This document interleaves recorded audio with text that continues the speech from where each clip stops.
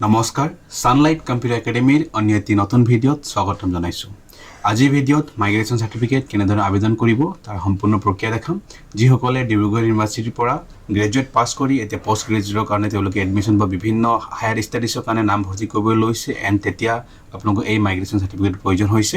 গতিকে এইখন ভিডিঅ'ৰ যোগেদি আপোনাক সম্পূৰ্ণ প্ৰক্ৰিয়া দেখাম। আপোনাৰ ৰেজিষ্ট্ৰেশ্যনৰ পৰা লৈ পেলাই পে'মেণ্ট প্ৰচেছলৈকে কেনেধৰণে কৰিব সম্পূৰ্ণ এই ভিডিঅ'টো দেখাম। ডিব্ৰুগড় ইউনিভাৰ্চিটিৰ অফিচিয়েল ৱেবছাইট dibru.ac.in এইখন ৱেবছাইট আপোনালোকে টাইপ কৰি ল'ব। যদি আপুনি ছিষ্টেমৰ পৰা কৰি আছে বা মোবাইলৰ পৰা কৰি আছে প্ৰচেছ একেই হ'ব। গতিকে মই ৱেবছাইটটো এণ্টাৰ কৰিছোঁ এনেধৰণে। গতিকে ইণ্টাৰফেচটো এনেদৰে আহিব, তললৈ স্ক্ৰল ডাউন কৰিব। তললৈ যোৱাৰ পাছত চাব পাৰে ইম্পৰ্টেণ্ট লিংক ছেকশ্যন পাই যাব। ইয়াতে ইম্পৰ্টেণ্ট লিংকছৰ ছেকশ্যনত আপুনি ইয়াত দেখা পাব চাৰ্টিফিকেট পৰ্টেল। গতিকে চাৰ্টিফিকেট পৰ্টেলত ক্লিক কৰি দিব। ইয়াৰ পাছত দুটা অপশ্যন দেখা পাব। নেক্সট এটা আছে লগ ইন এণ্ড এটা আছে ৰেজিষ্টাৰ। গতিকে যিসকলে এতিয়ালৈকে এইখন ইউনিভাৰ্চিটিৰ চাৰ্টিফিকেট পৰ্টেলত ৰেজিষ্ট্ৰেশ্যন নাই কৰা তেওঁলোকে প্ৰথমতে ৰেজিষ্টাৰ বাটনত ক্লিক কৰিব। গতিকে মই ৰেজিষ্টাৰ বাটনত ক্লিক কৰিছোঁ। গতিকে এখন এনেধৰণে ফৰ্ম অ'পেন হৈ যাব। গতিকে ইয়াতে প্ৰথমে নিজৰ নাম টাইপ কৰি দিব আপোনালোকে, যেনেকৈ আপোনাৰ ৰেজিষ্ট্ৰেশ্যন নাম আছে তেনেধৰণে টাইপ কৰি দিব ইয়াতে। গতিকে মই ফুল নাম টাইপ কৰিছোঁ। নেক্সট নিজৰ ইমেইল আই ডি টাইপ কৰিব, যোনটো আপোনাৰ ৰেগুলাৰ ইমেইল আই ডি হয় এখন দি দিব ইমেইল আই ডিটো। ইমেইল আই ডি টাইপ কৰাৰ পাছত মোবাইল নম্বৰ টাইপ কৰিব। মোবাইল নম্বৰ টাইপ কৰাৰ পাছত নিজৰ জেণ্ডাৰ চিলেকশ্যন কৰি ল'ব, মেল ফিমেল যি হয় আপুনি চিলেকশ্যন কৰি দিব। নেক্সট ইণ্টাৰ ইয়ৰ পাছৱৰ্ড। গতিকে ইয়াতে নিজৰ পাছৱৰ্ড ছেট কৰি ল'ব। ইয়াত যি পাছৱৰ্ড মাৰে এইখনত ছেম কনফাৰ্ম পাছৱৰ্ড টাইপ কৰি দিব। গতিকে মই পাছৱৰ্ড টাইপ কৰিছোঁ সোনকালে। নেক্সট ছেম পাছৱৰ্ড মই ইণ্টাৰ ইয়ৰ পাছৱৰ্ড এগেইনত মই কনফাৰ্ম কৰিছোঁ ছেম পাছৱৰ্ড ওপৰত যেনেকৈ মাৰিছোঁ তেনেকৈ টাইপ কৰি দিম পুনৰ। গতিকে মোৰ পাছৱৰ্ড মেচ হৈ গৈছে। গতিকে মই গোটেইখিনি সম্পূৰ্ণ ডিটেইলছ চেক কৰি ল'ব আপোনাৰ কাৰেক্ট আছে, তেতিয়া আপুনি ৰেজিষ্টাৰ বাটনত ক্লিক কৰি দিব।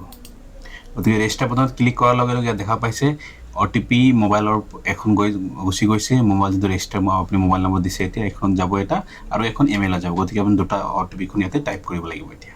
গতিকে মোৰ OTP আহি গৈছে। গতিকে মই প্ৰথমতে মোবাইলৰ OTP টাইপ কৰিম।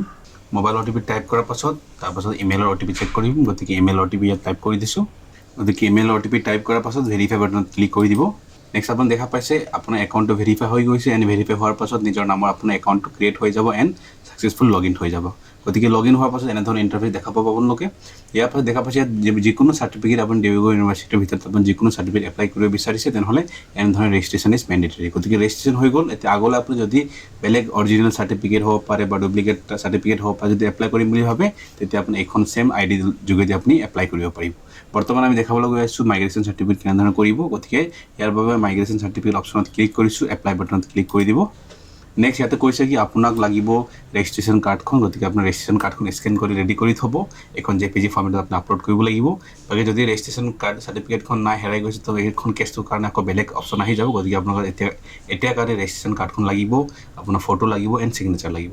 গতিকে ইয়াৰ ৰেজিষ্ট্ৰেশ্যন ফিজ 1500 আপুনি পে' কৰিব লাগিব। গতিকে আপুনি অনলাইন যোগেদি 1500 আমি পে' কৰিম। গতিকে সম্পূৰ্ণ প্ৰক্ৰিয়া দেখাম। গতিকে এতিয়া আমি just I have read and understand এখন টাৰ্ম এণ্ড কণ্ডিশ্যন একচেপ্ট কৰি লৈছোঁ এণ্ড কণ্টিনিউ বাটনত ক্লিক কৰিছোঁ। নেক্সট আহি গৈছে ইয়াতে সুধিছে name of the last degree আপুনি যোনটো পাছ কৰিছে ইউনিভাৰ্চিটিৰ আণ্ডাৰত। গতিকে এইখন মই চিলেকশ্যন কৰিছোঁ ইয়াৰ পৰা BA আছিলে BA চিলেকশ্যন কৰি দিছোঁ। নেক্সট ইয়াতে সুধিছে আমাক registration number with Dibrugarh university year. গতিকে ৰেজিষ্ট্ৰেশ্যন নম্বৰ লগতে আপোনাৰ কোনটো ইয়েৰত ৰেজিষ্ট্ৰেশ্যন কৰিছিল সেইখন ইয়েৰো একেলগে লিখি দিব লাগে। গতিকে প্ৰথমতে ৰেজিষ্ট্ৰেশ্যন কাৰ্ডত আপুনি ৰেজিষ্ট্ৰেশ্যন নম্বৰটো পাই যাব। গতিকে ৰেজিষ্ট্ৰেশ্যন নম্বৰ টাইপ কৰি দিছোঁ ইয়াতে। গতিকে ৰেজিষ্ট্ৰেশ্যন নম্বৰ টাইপ কৰাৰ পাছত এটা স্পেচ দি পেলাই আপুনি কোনটো ইয়েৰত ৰেজিষ্ট্ৰেশ্যন কৰিছিল সেই ৰেজিষ্ট্ৰেশ্যন ইয়েৰটো ইয়াতে টাইপ কৰি দিব পাৰিব। নেক্সট টাইপ কৰিব লাগিব, এখন মেণ্ডেটৰী হয়।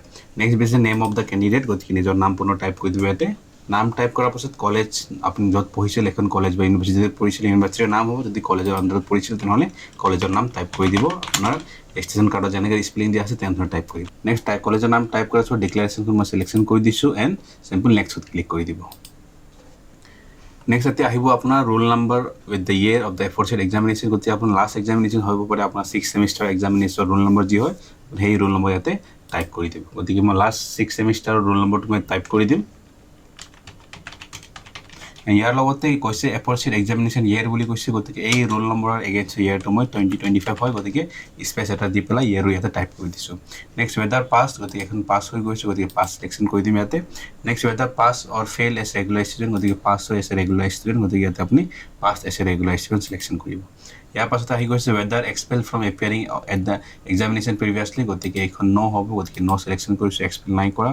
ইয়াৰ পাছত মাইগ্ৰেশ্যনটো আপুনি ক'ত মাইগ্ৰেশ্যন কৰিম বুলি ভাবিছে, আপুনি যোনটো ইউনিভাৰ্চিটি বা হায়াৰ ষ্টাডিজৰ কাৰণে কোনটো জেগাত আপুনি এতিয়া পঢ়িবলৈ এখন মাইগ্ৰেশ্যন চাৰ্টিফিকেটৰ প্ৰয়োজন হৈছে আপুনি সেইখন ইউনিভাৰ্চিটি বা কলেজৰ নাম লিখিব। মোৰ কেছত মই লিখিছোঁ ইয়াতে RGU Rajiv Gandhi university. Rajiv Gandhi university.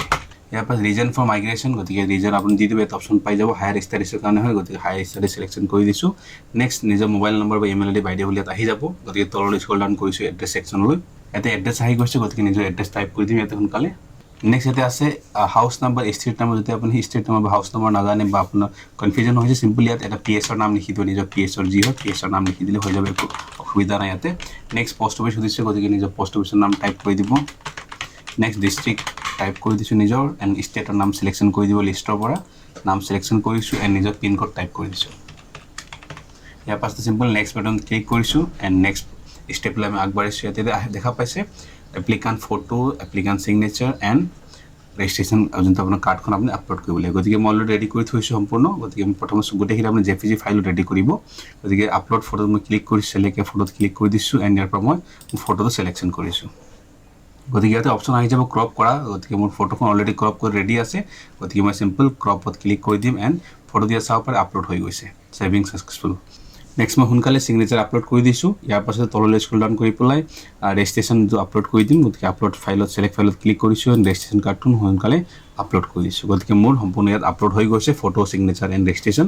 ইয়াৰ পাছতে মই চিম্পল নেক্সট বাটনত ক্লিক কৰি প্ৰচিড কৰিছোঁ। এতিয়া এইবাৰ আপুনি সম্পূৰ্ণ নিজৰ প্ৰিভিউটো চাই ল'ব, যদি আপুনি কিবা ইয়াত মিষ্টেক হৈছে বা চেঞ্জেছ কৰিব বিচাৰিছে, তেনেহ'লে আপুনি ইয়াত এতিয়া শুধৰণি কৰিব পাৰিব। গতিকে ইয়াত মোৰ কোনো ধৰণৰ মিষ্টেক নাই, সম্পূৰ্ণ কাৰেক্ট আছে। আপুনি প্ৰিভিউ কৰি ল'ব, যদি মিষ্টেক হয় আপুনি আকৌ প্ৰিভিয়াছত গৈ পেলাই আপুনি শুধৰণি কৰিব পাৰিব, কাৰেক্ট কৰিব পাৰিব। গতিকে আণ্ডাৰটেকিং মই দি দিছোঁ গোটেইখিনি, ইয়াত আণ্ডাৰটেকিং 4টা অপশ্যন আছে, গতিকে টাৰ্ম এণ্ড কণ্ডিশ্যন একচেপ্ট কৰিছোঁ, and confirm and proceed to পে'ত আপুনি ক্লিক কৰিব লাগিব। গতিকে দেখাইছে 1500 আপুনি পে' কৰিব লাগিব। গতিকে এনে অপশ্যন আহি গৈছে, গতিকে চিম্পল UPI QR কোড অপশ্যনটো আপুনি চুজ কৰি ল'ব, এখন সুবিধা হয় জেনেৰেলি। গতিকে QR কোডখন জেনেৰেট হৈ যাব, উইথিন 5 মিনিটছৰ ভিতৰত আপুনি এখন পে'মেণ্টটো পে' কৰিব লাগিব। গতিকে মই যিকোনো UPI এপ ব্যৱহাৰ কৰি পেলাই পে'মেণ্টটো কৰিছোঁ। চাব পাৰে মোৰ পে'মেণ্ট ছাকচেছফুল হৈ গৈছে। ইয়াত দেখা পাইছে আপুনি migration certificate status pending.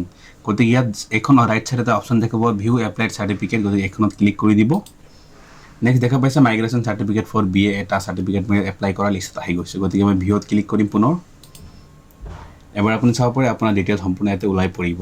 Next মই তলৰ স্ক্ৰল ডাউন কৰিছোঁ, এনে এটা অপশ্যন পাব, এটা প্ৰিণ্টৰ অপশ্যনখন। গতিকে এইখন আপুনি প্ৰিণ্ট আউট লৈ ল'ব, এটা কপিটো প্ৰিণ্ট আউট কৰি পেলাই আপুনি ইউনিভাৰ্চিটি যেতিয়া আপুনি মাইগ্ৰেশ্যন চাৰ্টিফিকেটখন কালেক্ট কৰিব যাব, গতিকে এইখন আপুনি এপ্লিকেশ্যনটো লৈ পেলাই যাব লাগিব লগত। গতিকে থেংক ইউ ছ' মাছ। যদি ভিডিঅ'টোত কিবা অসুবিধাৰ সন্মুখীন হ'বলগীয়া হয় কমেণ্ট কৰি নিশ্চয় জনাব। See you in the next video'.